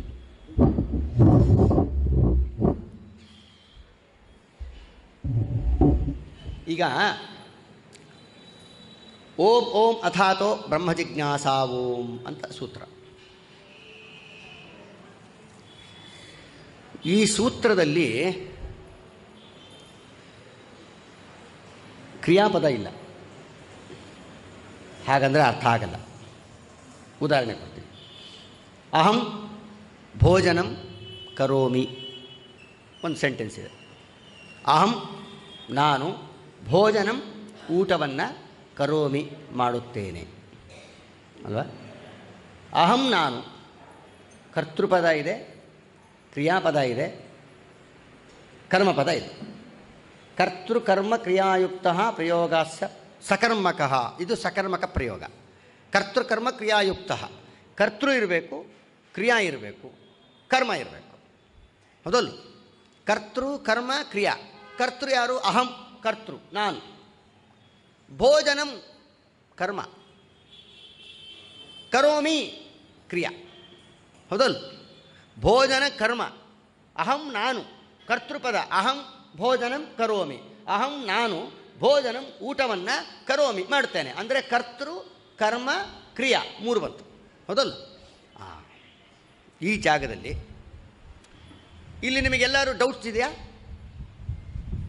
ಈ ವಾಕ್ಯದಲ್ಲಿ ನಂಬರ್ ಕಮ್ಮಿ, ಒಂದೇ ನಂಬರಾ? ಸರಿ, ಸ್ವಲ್ಪ ದೂರ ಇರ್ರಿ, ನಾನು ಹಾರೋಗ್ಬಿಟ್ರೆ ಕಟ್ಟ. ಈಗ ಕರ್ತೃಕರ್ಮ ಕ್ರಿಯಾಯುಕ್ತ ಪ್ರಯೋಗ ಸ್ಯಾತ್ ಸಕರ್ಮಕಃ ಅಂತ ಹೇಳ್ತಾರೆ. ಅಂದರೂ ಕರ್ತೃ ಕರ್ಮ ಕ್ರಿಯಾ ಇದ್ದಲ್ಲಿ ಡೌಟ್ಸ್ ಇರೋದಿಲ್ಲ. ಅಹಂ ಕರ್ತೃಪದ, ಭೋಜನಂ ಕರ್ಮಪದ, ಕರೋಮಿ ಇರಲಿ ಸ್ವಲ್ಪ ಇರಲಿ, ಕರೋಮಿ ಕ್ರಿಯಾಪದ. ಈ ಮೂರರಲ್ಲಿ ಡೌಟ್ ಇದೆಯಾ ಎಲ್ಲರಿಗೂ? ನಾನು ಊಟವನ್ನು ಮಾಡ್ತೇನೆ, ಮುಗಿದೋಯ್ತು, ಸೆಂಟೆನ್ಸ್ ಕ್ಲೋಸ್. ನಾನು ಊಟ ಮಾಡ್ತೇನೆ, ಮುಗಿದೋಯ್ತಲ್ಲ, ಇಲ್ಲಿ ಡೌಟ್ ಇಲ್ಲ. ಹೌದಲ್ಲ? ಅಹಂ ಭೋಜನಂ ಇಷ್ಟೇ ಹೇಳಿಬಿಟ್ರೆ ಮುಂದೆ ಏನಿಲ್ಲ. ಕರೋಮಿ ಅಂದರೆ ಕ್ರಿಯಾಪದ, ಕ್ರಿಯಾಪದ ಇಲ್ಲ. ಅಹಂ ಭೋಜನಂ ಇಷ್ಟೇ ಹೇಳಿಬಿಟ್ರೆ, ನಾನು ಊಟವನ್ನು, ಮುಂದೆ ಏನು ಹೇಳದೇ ಇದ್ದರೆ ಏನು ಅರ್ಥ ಮಾಡ್ಕೋತೀರಿ? ಊಟ ಮಾಡ್ತೀನಿ ಅಂತ ಅರ್ಥನಾ, ಮಾಡಿದ್ದೀನಿ ಅಂತ ಅರ್ಥನಾ, ಮಾಡಬೇಕು ಅಂತ ಅರ್ಥನಾ, ಮಾಡಬೇಕು ಅಂತ ಅಂದ್ಕೊಂಡಿದ್ದೀನಿ ಅಂತ ಅರ್ಥನಾ? 1000 ಪ್ರಶ್ನೆ ಬರ್ತೀಗ ಅಲ್ಲಿ. ಹೌದಲ್ಲ?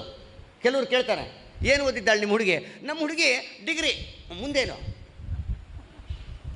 ಡಿಗ್ರಿ ಮಾಡಬೇಕು ಅಂದ್ಕೊಂಡಿದ್ದಾಳ, ಡಿಗ್ರಿ ಮಾಡಿದ್ದಾಳ, ಡಬಲ್ ಡಿಗ್ರಿ ಮಾಡಬೇಕು ಅಂದ್ಕೊಂಡಿದ್ದಾಳ.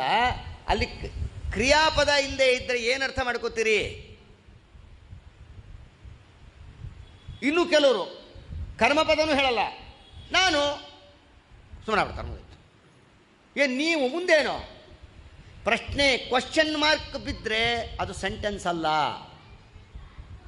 ಅಂದರೆ ಸಂಶಯವಿಲ್ಲದೆ ಇದ್ದಂಥ ಸಂಶಯಗ್ರಸ್ತವಾದ ವಾಕ್ಯ ಆಗಿಬಿಡುತ್ತೆ. ಸಂಶಯಗ್ರಸ್ತ ಅಂದ್ರೇನು? ನಮಗೆ ಸಂಶಯಕ್ಕೆ ಅವಕಾಶ ಕೊಡುವಂಥ ವಾಕ್ಯ, ಸಂಶಯಕ್ಕೆ ಅವಕಾಶ. ಅದಲ್ಲ, ನಾನು ಪುಸ್ತಕವನ್ನು, ಮುಂದೆ ನಾನು ಪುಸ್ತಕವನ್ನು, ಕ್ರಿಯಾಪದ ಎಷ್ಟು ಬೇಕಷ್ಟು ಹೇಳ್ಬೋದು. ಪುಸ್ತಕವನ್ನು ಓದುತ್ತೇನೆ ಆಗ್ಬೋದು, ತೆಗೆದುಕೊಳ್ಳುತ್ತೇನೆ ಆಗ್ಬೋದು, ಕೊಡುತ್ತೇನೆ ಅಂತ ಆಗ್ಬೋದು, ಏನು ಬೇಕಾದ ಹೇಳ್ಬೋದು. ಕ್ರಿಯಾಪದ ಎಲ್ಲಿಲ್ಲವೋ, ಇಂಗ್ಲೀಷ್ನಲ್ಲಿ ಏನಂತೀರಿ ಕ್ರಿಯಾಪದಕ್ಕೆ?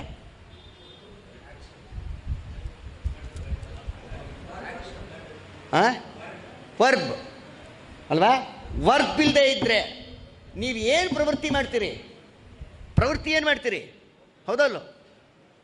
ವರ್ಬ್ ಬೇಕೇ ಬೇಕಲ್ವಾ? ಅದಿಲ್ಲದೆ ಇದ್ದರೆ ಏನಂತ ನಾಳೆ ರಾಘವೇಂದ್ರ ಸ್ವಾಮಿಗಳವರ ಪಟ್ಟಾಭಿಷೇಕ, ಮುಂದೇನು? ಮುಂದೆ ಕ್ರಿಯಾಪದ ಇಲ್ಲ. ಆದ್ದರಿಂದ ಎಲ್ಲ ಭಕ್ತರು ರಾಘವೇಂದ್ರ ಸ್ವಾಮಿಗಳ ಮಠಕ್ಕೆ ಬರಬೇಕು, ವಿಧಿ ಇದೆ ಅಲ್ವಾ? ಅದು ಇಲ್ಲದೆ ಇದ್ದರೆ ಮುಂದೆ ಸೆಂಟೆನ್ಸ್ ಪೂರ್ಣ ಆಗೋದಿಲ್ಲ. ಅರ್ಥ ಆಯ್ತು ಅಂತ ಅನ್ಕೊತೀನಿ. ಅರ್ಥ ಆಯ್ತಲ್ಲ? ಸುಧಾಪಾಠವೇ ನಾವು ಹೇಳ್ತಾ ಇರೋದು ಇಲ್ಲಿ. ಎಷ್ಟು ಸಾಧ್ಯವೋ ಅಷ್ಟು ಡ್ರೀ ಇಲ್ಲದೆ ಇದ್ದಂಗೆ. ಅರ್ಥ ಆಯ್ತಲ್ಲ?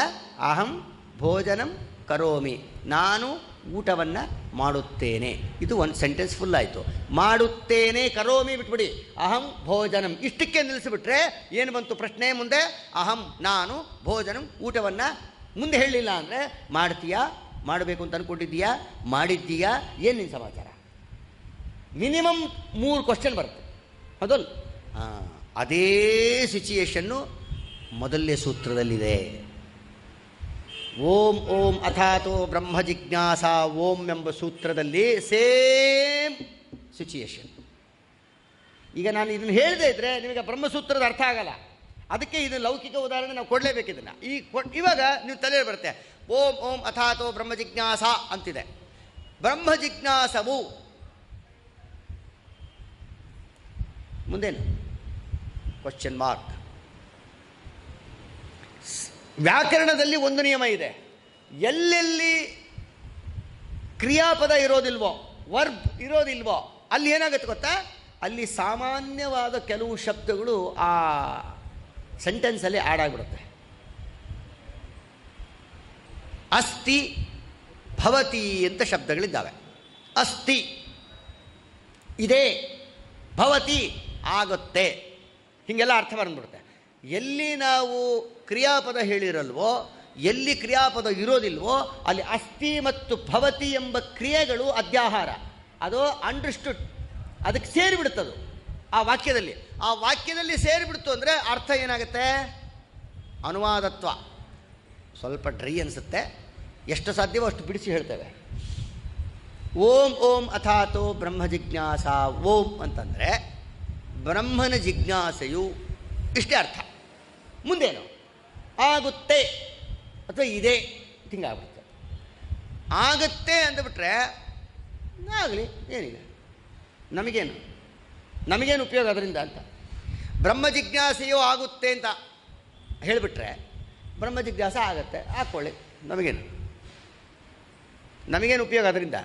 ಇಲ್ಲ, ಬ್ರಹ್ಮ ಜಿಜ್ಞಾಸ ಭವತಿ, ಬ್ರಹ್ಮ ಜಿಜ್ಞಾಸೆಯು ನಡೆಯುತ್ತದೆ, ನಡ್ಕೊಳ್ಳಿ, ನಮಗೇನಾಗುತ್ತೆ? ರೂಲ್ಸ್ ಇರಬೇಕು ಅಲ್ವಾ? ರೂಲ್ಸ್ ಹೋಗ್ಕಾರಕ್ಕೆ ಲೆಫ್ಟಿಗೆ ಚಲಿಸಿ, ರೈಟಿಗೆ ಚಲಿಸಿ, ಸ್ಟ್ರೇಟಾಗಿ ಹೋಗ್ರಿ, ಅಲ್ಲಿ ಕ್ರಿಯಾಪದ ಇರಬೇಕಲ್ವಾ? ಅಲ್ವಾ? Left turn, right turn, U turn ಅಲ್ಲಿ ಬರೆದಿರ್ತಾರೆ ಅವರು. ಅಂದರೆ ಅರ್ಥ ಏನು? ತಿರುಗ್ರಿ, ಹೌದಲ್ಲ? ಟರ್ನ್ ಆಗ್ರಿ, ಹೌದಲ್ಲ? ಹಾಗೆ ಇಲ್ಲಿ ಬ್ರಹ್ಮಸೂತ್ರವು ಮುಂದೇನು ಆಗುತ್ತದೆ, ಹಾಕ್ಕೊಳ್ಳಿ, ನಮಗೇನು? ಬ್ರಹ್ಮಸೂತ್ರ ಆದರೆ ಆಗಲಿ. ಬ್ರಹ್ಮಸೂತ್ರ ಮುಂದೇನು ರೂಲ್ಸ್ ಇಲ್ಲ ಅಲ್ಲಿ, ಬರೀ ಬ್ರಹ್ಮಸೂತ್ರವೂ ಆಗುತ್ತದೆ, ಜಿಜ್ಞಾಸವೂ ಆಗುತ್ತದೆ ಅಂದರು. ಅದಕ್ಕೇನು ಮಾಡಬೇಕಲ್ಲಿ? ಓಂ ಓಂ ಅಥಾತ ಬ್ರಹ್ಮ ಜಿಜ್ಞಾಸ ಕರ್ತವ್ಯ ಓಂ ಅನ್ನು ಕರ್ತವ್ಯ ಇತಿ ಪದಂ ಅಧ್ಯಾಹಾರಂ ಅಂತ ಶ್ರೀಮನ್ಯಾಯಸುಧಾದಲ್ಲಿ ಟೀಕಾಕೃತ್ಪಾದರು ಕರ್ತವ್ಯ ಎಂಬತಕ್ಕ ವರ್ಬ್ ಬಿಟ್ಟರು. ಅದು ವರ್ಬು ಸೇರಿಸ್ಕೋಬೇಕು. ಕೆಲವೆಲ್ಲ ಅನುವಾದತ್ವ ಪರಿಹಾರಕ್ಕೋಸ್ಕರವಾಗಿ ಕರ್ತವ್ಯವೆಂಬ ಶಬ್ದವನ್ನು ಸೇರಿಸ್ಕೋಬೇಕು ಅಂದಿದ್ದಾರೆ. ಇದು ತುಂಬ ಡ್ರೈ ಆಗುತ್ತೆ. ಇನ್ನೂ ಒಳಗೆ ಹೋದರೆ ನೀವೆಲ್ಲರೂ ಎದ್ದು ಹೊರಗೆ ಹೋಗ್ಬಿಡ್ತೀರಾ, ಇಷ್ಟು ಸಾಕು. ಆದ್ದರಿಂದ ಓಂ ಓಂ ಅಥಾತೋ ಬ್ರಹ್ಮ ಜಿಜ್ಞಾಸ ಕರ್ತವ್ಯ ಅನ್ನೋ ಶಬ್ದ ಇಟ್ಕೋಬೇಕು. ಎಲ್ಲಿ ವರ್ಬ್ ಇರೋದಿಲ್ವೋ ಕಾರ್ಯಪ್ರವೃತ್ತಿ ಬರೋದಿಲ್ಲ. ಕಾರ್ಯಪ್ರವೃತ್ತಿ ಅಂದ್ರೆ ಏನು ಗೊತ್ತಾ? ಒಂದು ಕಾರ್ಯದಲ್ಲಿ ಪ್ರವೃತ್ತಿ ಅಂದ್ರೇನು? ಆ್ಯಕ್ಷನ್ ಬರಬೇಕು ಅಂದರೆ ಅಲ್ಲಿ ಏನಾದ್ರು ಒಂದು ಆಜ್ಞಾತ್ಮಕವಾಗೋ ಪ್ರಾರ್ಥನಾತ್ಮಕವಾಗೋ ಒಂದು ಶಬ್ದ ಇರಬೇಕು, ಹೌದಲ್ಲ? ಎಲ್ಲರೂ ಮಹಡಿ ಮೇಲೆ ಹೋಗಬೇಕು, ಎಲೆ ಹಾಕಲಾಗುತ್ತದೆ. ಹಿಂಗೆ ಹೇಳಿದ್ರೆ ಬೇಗ ಅರ್ಥ ಆಗುತ್ತೆ ನಮಗೆ. ಯಾಕಂದ್ರೆ ನಮ್ಮ ಅವತಾರ ಯಾವುದಕ್ಕೋ ಅದನ್ನು ಹೇಳಿಬಿಟ್ರೆ ಬೇಗ ಅರ್ಥ ಆಗ್ಬಿಡುತ್ತೆ ನಮಗೆ, ಹೌದಲ್ಲ? ಎಲ್ಲರೂ ದಯಮಾಡಿ ಮಾಡಿ ಮೇಲೆ ಹೋಗಬೇಕು ಅಂತಾರೆ. ಯಾಕೆ? ಎಲೆ ಹಾಕ್ತಾರೆ. ಊಟ ಮಾಡಲಿಕ್ಕೆ ಅಂತ ಹೇಳಬೇಕಾಗಿಲ್ಲ. ಯಾವುದು ಅಂಡರ್ಸ್ಟುಡ್ಡೋ ಅದಕ್ಕೆ ನಮಗೆ ಕ್ರಿಯಾಪದ ಬೇಕಾಗಿಲ್ಲ. ಯಾವುದು ಡೌಟ್ಫುಲ್ಲೋ ಅಲ್ಲಿ ನಮ್ಗೆ ಕ್ರಿಯಾಪದ ಬೇಕು. ಹೌದಲ್ಲ? ಇದೇನು ಡೌಟ್ಫುಲ್ ಅಲ್ಲ ಇದು. ಯಾಕಂದ್ರೆ ನಮ್ಮ ಅವತಾರ ಅದಕ್ಕೆ ಆದ ಕಾರಣ ಈ ಮೇಲೆ ಕಳಿಸ್ತಾ ಇದ್ದಾರೆ. ಮೇಲಕ್ಕೆ ಯಾಕ್ರಿ ಎಲೆ ಹಾಕ್ತಂತ ಹೋಗಿ ನೋಡ್ರಿ ಮೇಲೆ ಅಂದರೆ ಅವ್ರು ಹೇಳೇ ಇಲ್ಲ, ಅನೌನ್ಸ್ ಮಾಡಿಲ್ಲ ಅವರು. ಮೇಲೆ ಊಟಕ್ಕೋಸ್ಕರವಾಗಿ ಎಲೆ ಹಾಕ್ತಾ ಇದ್ದೇವೆ, ಎಲ್ಲರೂ ಮೇಲೆ ಹೋಗ್ರಿ ಅಂತ ಅನ್ನಲ್ಲ. ಎಲ್ಲರೂ ಮೇಲೆ ಹೋಗಬೇಕು ಅಂದರೆ ಅರ್ಥ ಅವತಾರ ಪುರುಷರಾದ ನಮಗೆ ಅರ್ಥ ಆಗಿಬಿಡುತ್ತದೆ. ಅಂಡರ್ಸ್ಟುಡ್ ಅನ್ನೋದು ಅಂಡರ್ಸ್ಟುಡ್ಡಿಗೆ ಬೇಕಾಗಿಲ್ಲ ಕ್ರಿಯಾಪದ. ಆದರೆ ಇಲ್ಲಿ ಅಂಡರ್ಸ್ಟುಡ್ ಅಂತ ವೇದವ್ಯಾಸದೇವರು, ಟೀಕಾಕೃತ್ಪಾದರು, ಶ್ರೀಮದಾಚಾರ್ಯರು ತಿಳಿಸ್ತಾರೆ. ಆದರೆ ಅಂಡರ್ಸ್ಟುಡ್ ಅನ್ನೋದೇ ಮೊದಲು ತಿಳ್ಕೊಂಡಿರ್ಬೇಕಲ್ಲ ನಾವು. ಹೌದಲ್ಲ? ಅದಕ್ಕೇನಾಯ್ತು ಅಲ್ಲಿ ಜಿಜ್ಞಾಸ ಕರ್ತವ್ಯವೆಂಬ ಶಬ್ದವನ್ನು ಹಾಕೋಬೇಕು ಅಂತ ಟೀಕಾಕೃತ್ಪಾದರು ಶ್ರೀಮನ್ಯಾಯಸುಧದಲ್ಲಿ ತಿಳಿಸ್ತಾರೆ. ಅದನ್ನಿನ್ನೂ ವಿಸ್ತಾರ ಮಾಡಿ ರಾಘವೇಂದ್ರ ಸ್ವಾಮಿಗಳು ಬೆಳಕು ಚೆಲ್ತಾರೆ. ಯಾವುದಕ್ಕೆ ಕ್ರಿಯೆಗೆ ಆಜ್ಞಾ ಪ್ರಕಾರವಾಗಿ ಮಾಡದೇ ಇದ್ದರೆ ಯಾರೂ ಮಾಡೋದೇ ಇಲ್ಲ. ಅದಕ್ಕೆ ಆಜ್ಞೆ ಕುರುವನ್ನೇವೇಹ ಕರ್ಮಾಣಿ, ಕರ್ಮಗಳನ್ನು ವೇದೋಕ್ತವಾದ ಕರ್ಮಾನುಷ್ಠಾನವನ್ನು ನೀವು ಮಾಡಲಿಕ್ಕೇ ಬೇಕು. ವೇದ ಹೇಳ್ತಾ ಇದೆ. ಅಹರಹ ಸಂಧ್ಯಾಮುಪಾಸೀತ, ತ್ರಿಕಾಲ ಸಂಧ್ಯಾ ವಂದನೆಯನ್ನು ಮಾಡಲೇಬೇಕು. ನಪಲಾಂಡುಂ ಭಕ್ಷಯೇತ, ನಿಷಿದ್ಧವಾದ ಪದಾರ್ಥವನ್ನು ತಿನ್ನಬೇಡಿ. ಬರೀ ನಿಷಿದ್ಧವಾದ ಪದಾರ್ಥವನ್ನು ಅಂದ್ಬಿಟ್ರೆ ನಮಗೆ ಬೇಕಾಗಿದ್ದು ಹಾಕ್ಕೋಬೋದು. ಆಗ ಏನು ತಿನ್ನಬಹುದು ಅಂತ ಹಾಕ್ಕೊಂಬಿಟ್ರೆ ಅದಕ್ಕೆ ಅಲ್ಲೇನು ಮಾಡಿದ್ರು, ನಿಷಿದ್ಧವಾದ ಪದಾರ್ಥವನ್ನು ತಿನ್ನಕೂಡದು, ತ್ರಿಕಾಲ ಸಂಧ್ಯಾವಂದನೆ ಮಾಡಲೇಬೇಕು, ಸ್ನಾನ ಪೂಜಾ ಜಪ ಅನುಷ್ಠಾನ ದಾನ ಯಜ್ಞ ತಪಸ್ಸನ್ನು ಮಾಡಲೇಬೇಕು. ಇವೆಲ್ಲ ವಿಧಿ ಹೇಳುವಂಥ ವಾಕ್ಯಗಳು. ಅದರಂತೆ ಸೂತ್ರದಲ್ಲಿ ಇಲ್ಲ. ಆ ಸೂತ್ರದಲ್ಲಿ ಇಲ್ಲದೇ ಇದ್ದ ಆ ಕ್ರಿಯಾಪದಕ್ಕೆ ಟೀಕಾಕೃತ್ಪಾದರು ಜಿಜ್ಞಾಸ ಕರ್ತವ್ಯವೆಂಬ ಪದವನ್ನು ಹಾಕಿಕೊಂಡು ಬ್ರಹ್ಮ ಜಿಜ್ಞಾಸೆಯನ್ನು ಮಾಡಬೇಕು. ಯಾಕೆ? ಪ್ರತ್ಯಕ್ಷ, ಅನುಮಾನ, ಆಗಮ ಅಂತ 3 ಪ್ರಮಾಣಗಳು ಶಾಸ್ತ್ರದಲ್ಲಿ. ಪ್ರತ್ಯಕ್ಷ ಅಂದರೆ ಯಾವುದು? ಅಕ್ಷ. ಪ್ರಕೃಷ್ಟೇನ, ನಮ್ಮ ಕಣ್ಣಿಗೆ ಕಾಣಿಸುವ ಅಕ್ಷಕ್ಕೆ ಪ್ರತ್ಯಕ್ಷಕ್ಕೆ ವಿಷಯವಾದ ವಸ್ತುಗಳು. ನೀವೆಲ್ಲ ಕಾಣಿಸ್ತಾ ಇದ್ದೀರಿ, ಇದೆಲ್ಲ ಸತ್ಯ, ಕಣ್ಣಿಗೆ ಕಾಣಿಸ್ತಾ ಇದ್ದೀರಿ. ಚೆನ್ನೈ ಸತ್ಯ, ರಾಘವೇಂದ್ರ ಸ್ವಾಮಿ ಮಠ ಸತ್ಯ, ಶೆಕೆ ಆಗ್ತಾ ಇರೋದು ಸತ್ಯ, ಫ್ಯಾನ್ ಬೀಸ್ತಾ ಇರೋದು ಸತ್ಯ, ಎಲ್ಲ ಅನುಭವ ಸಿದ್ಧ. ಹೌದಲ್ಲ?